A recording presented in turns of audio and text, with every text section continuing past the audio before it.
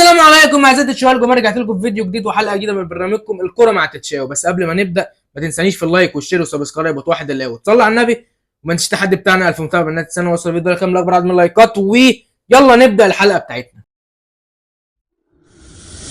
الحلقه النهارده يا جدعان دسمه قوي، كلها اخبار على النادي الاهلي. بس قبل ما نبدا بقى عايز اقول لك خبرين كده حلوين عن النادي الاهلي، ان محمد هاني وشوبير الاثنين في افضل تشكيله في دور المجموعات.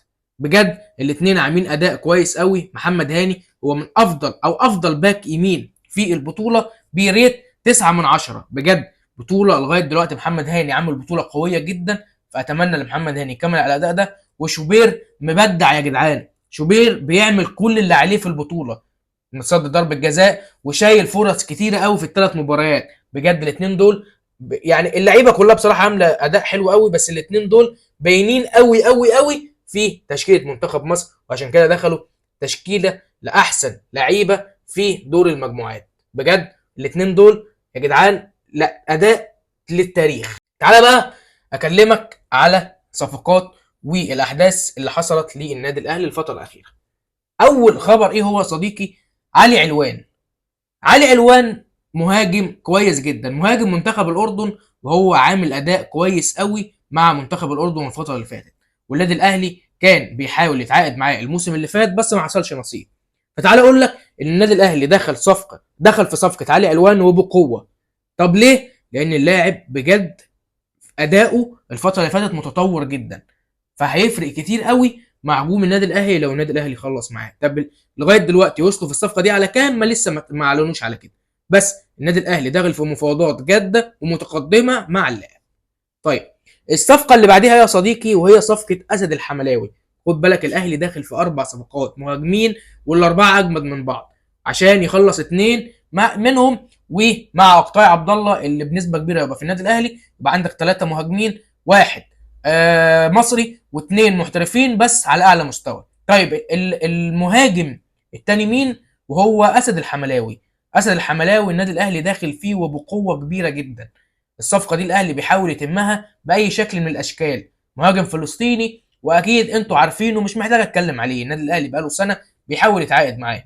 مهاجم هو من الافضل المهاجمين اللي النادي الاهلي داخل فيهم، لاعب بامكانيات جباره، لاعب هو اكفأ واحد يجي يقدر يعوض وسام ابو علي. لاعب هو كويس جدا، لاعب اتمنى النادي الاهلي يخلص معاه، وكمان كويس قوي ان هو عنده شرط جزائي مع النادي بتاعه قليل. فبالنسبه لي صفقه اسد الحملاوي بالنسبه للنادي الاهلي هو وقت، وان شاء الله هيكون داخل جدران النادي الاهلي. طيب الصفقه اللي بعد كده مين يا صديقي؟ وهو المهاجم، هو مهاجم اسمه غريب شويه، جاي موبينزا. جاي موبينزا. جاي موبينزا يا صديقي لاعب الوداد السابق والذي يلعب دلوقتي في الدوري الصيني. لاعب هو اداؤه كويس، بس بالنسبه للاثنين اللي فاتوا احنا ما نعرفش عنه حاجه.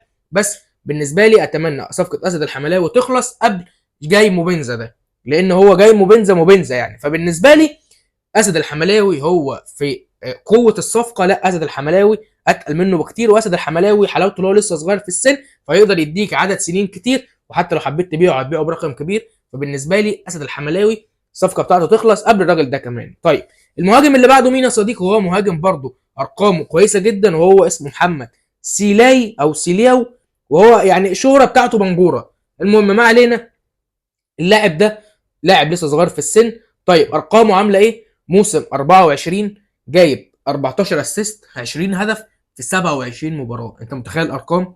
طيب الموسم اللي بعده جايب 2 اسيست وسبع اهداف في 14 مباراه، نزل شويه. طيب الموسم 26 يا صديقي لعب 6 مباريات وعامل 18 هدف، 6 اسيستات و18 هدف في 33 مباراه، وهو بيلعب مع مولوديه الجزائر.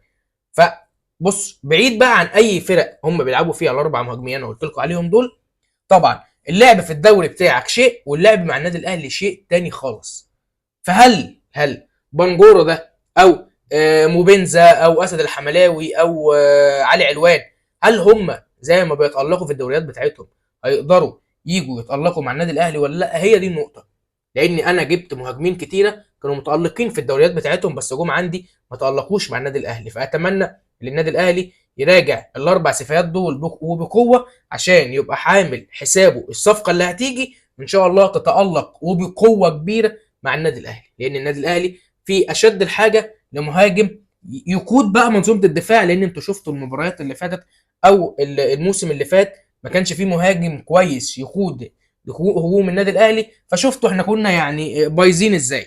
طيب الصفقه اللي بعديها مين يا صديقي؟ هو صفقه جناح اسمه بيتر كوروكوسي او كوروكيس حاجه زي كده، جناح نادي دهوك ضمن حسابات النادي الاهلي الفتره اللي فاتت، وبحسب مصادر خاصه المفاوضات وصلت لمراحل متقدمه جدا مع اللاعب دوت.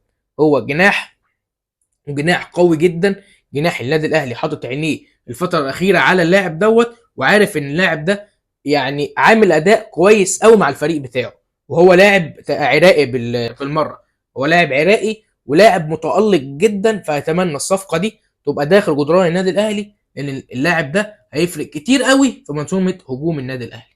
بالنسبه لي لاعب في المراوغات 10 على 10، في الصوره 10 على 10، لاعب امكانياته جباره، فلاعب لو جه النادي الاهلي هيفرق مع هجوم النادي الاهلي كويس قوي، هيفرق كتير قوي بجد مع هجوم النادي الاهلي. ودي كانت اخبارنا النهارده، اتمنى تكون الحلقه عجبتك، وعارف ان الحلقه النهارده كانت اخبار كتيره وكانت حلقه قويه جدا، فاتمنى تكون عجبتك، ومستنيكم في الكومنتات، وسلام.